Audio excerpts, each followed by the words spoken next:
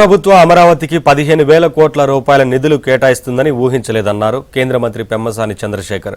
అమరావతి కాకుండా పోలవరం నిర్మాణ బాధ్యత కూడా కేంద్రం తీసుకుంటుందన్నారు. అంతేకాకుండా 2,500 కోట్లతో అమరావతి రైల్వే లైన్, అలాగే 12,000 నుంచి 15,000 కోట్ల విలువైన అమరావతి రింగ్ రోడ్డుకు కేంద్ర మంత్రి నితిన్ గడ్కరీ ఆమోదం తెలిపినట్లు పెమ్మసాని తెలిపారు. మరి ఈ రోజున అమరావతికి 15,000 కోట్ల రూపాయలు ఎవరు ఊహించలేదు కూడా. వాస్తవంగా అంత 15,000 కోట్ల రూపాయలు బడ్జెట్లో అలొకేట్ చేస్తారని. అది పోలవరంకి ఎంత ఖర్చు అయితే అంత. పోలవరం డయాఫ్రమ్ వాల్ ఇవన్నీ పాడైపోయి 400 కోట్లు అవ్వాల్సింది ఈరోజు మళ్ళీ 900 కోట్లు అయ్యేటువంటి పరిస్థితి.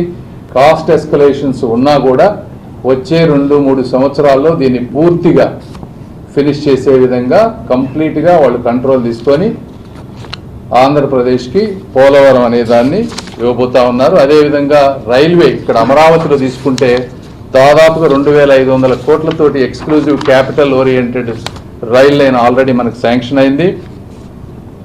ఇంకా ఔటర్ రింగ్ రోడ్, ఇప్పుడు ఔటర్ రింగ్ రోడ్ చూసుకుంటే కనీసం అది 12 నుంచి 15,000 కోట్ల రూపాయల ఔటర్ రింగ్ రోడ్. జనరల్గా ఏ స్టేట్లో అయినా ఇలాంటి రోడ్స్ వేసినప్పుడు ల్యాండ్ ఎక్విజిషన్ స్టేట్ గవర్నమెంట్ చేసి ఇవ్వాలి.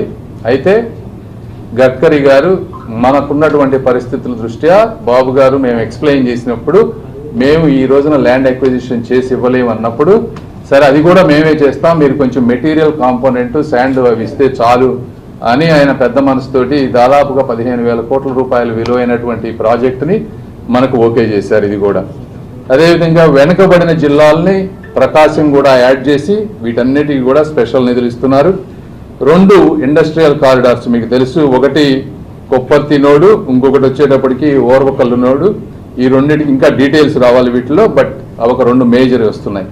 ఇవన్నీ ఎందుకు చెప్తున్నా అంటే ఇవన్నీ కలుపుకుంటే ఔటర్ రింగ్ రోడ్ 15,000 కోట్లు, అమరావతి 15,000 కోట్లు, పోలవరం 30 నుంచి 40,000 కోట్లు, తర్వాత రైల్వే లేన్స్, ఇవి వరకు లెక్కేసుకుంటేనే ఈ రోజున మనకి 80,000 కోట్ల రూపాయలు నిధులు చరిత్ర లేని విధంగా ఈ రోజు మనకు వచ్చేటువంటి అవకాశం ఉన్నటువంటి పరిస్థితి.